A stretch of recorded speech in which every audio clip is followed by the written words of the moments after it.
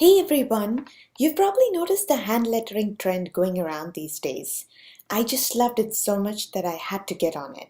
And I decided to do my hand lettering digitally. So today I'll be making a card with the digital hand lettered phrase that I made. I'm using an orange background and I will have a white panel on top of it, which I'm going to stamp very soon.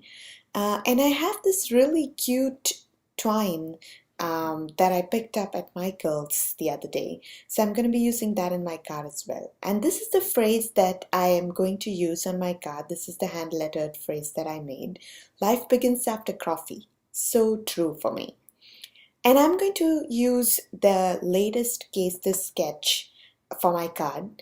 And you will see that the colors I'm using in my card are also from Reverse Confetti. They're the latest color challenge that they have. So I'm going to use some Hero Art shadowing for my card. And this is the butter bar. And what I'm doing here is I'm using Reverse Confetti's Be a Barista stamp set. This is one of the stamps from the set. It's actually latte art from the set, but I am going to use it to create a background on my card. So I'm just going to start stamping this around, ink it up and stamp it to make a pattern on the background. And the key to doing this so it doesn't look very mechanical and still looks handmade is just rotating your stamp as you go. And if you do that, it's going to look a bit imprecise. And if you're the person who doesn't want it to be imprecise, you can definitely be more precise with it. Use the guidelines on your mat to be more precise. But I think a little bit of impreciseness and not being perfect is completely okay when it's a background that you're making. So this is going to be how it looks like when it's all stamped up. But you can see there's still some more white space and a lot more white space than I would like. So I'm actually going to continue using this same stamp and complete the background. But what I will do is I have the scrap sheet of paper and I'm going to stamp off each time on the scrap sheet of paper and then stamp on my actual cardstock so that we get a lighter color and it looks like a good graduated background. So I'm essentially following the same pattern, like I said before, rotating a little bit each time I stamp and stamping off each time I ink so that I get a lighter color. And you'll see when you look too closely at the card that it's not stamping perfectly. I could have, really positioned it, stamped it perfectly, but because this is a background and this is going to go behind other pieces, it's not the focal point of the card. I think it's completely okay if there are little irregularities. It actually gives, more meaning to the handmadeness of the card and makes it much nicer. So I looks like that looks like a good background. I'm pretty happy with it. So what I'm going to do is I'm going to go ahead and put the twine. I wanted to make several loops around. I am actually going to also put in the adhesive behind the card, just because right after putting the twine I'm going to adhere it to the card base. So that's the adhesive on, and this is pretty much how I want it to look like. So let me go ahead and unroll the twine and start putting it on.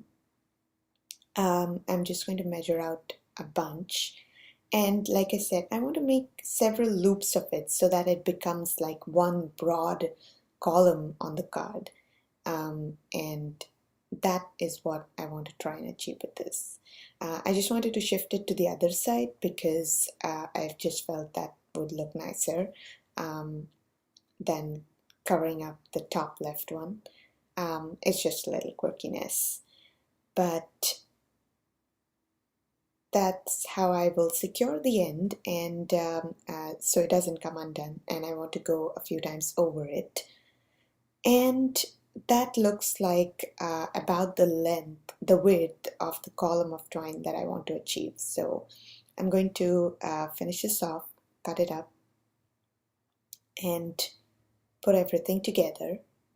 Um, I don't really need another adhesive for this because this is going to go on my card base and I have adhesive all around. So I'm pretty sure it's going to stick and stay on as tightly as possible. So putting this down on the card and just smoothing out that column, it's nice and taut and ready to be part of my sketch. So I printed out my hand lettered art in teal color. That's one of the colors of the reverse confetti challenge that I am using in my card today. And just to accent it a little bit, I have given it a teal background. So this is actually the Hawaiian Shores cardstock from Papertrey Ink. And I'm going to put this right here and pop it up with some foam adhesive. I also have this nice stamped and colored image from the Be a Barista stamp set that I think will look really cute on the side over here. And I'm going to go ahead and put down all of my foam adhesives on the card. I used to use the dimensionals before, and I think they have their uses. They're really good. But I found that the foam tape, this tape, I actually got a large roll of it from Home Depot. I have been shopping quite a bit at Home Depot ever since we got our new house. But this is really strong foam tape, and it's really solid to use on the card. It really holds on to the card much more stably. So I think that's really cool.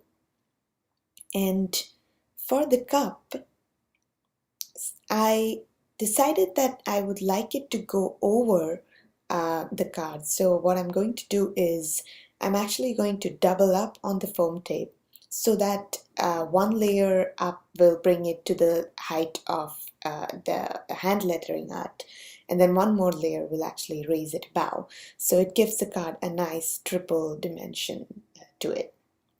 So that's pretty much the card, and I went ahead and also added a little bit of brown coloring to the latte art, and then added a few robin's nest dewdrops to the card to just complete the look. And that is my card. Hope you enjoyed it. Thank you.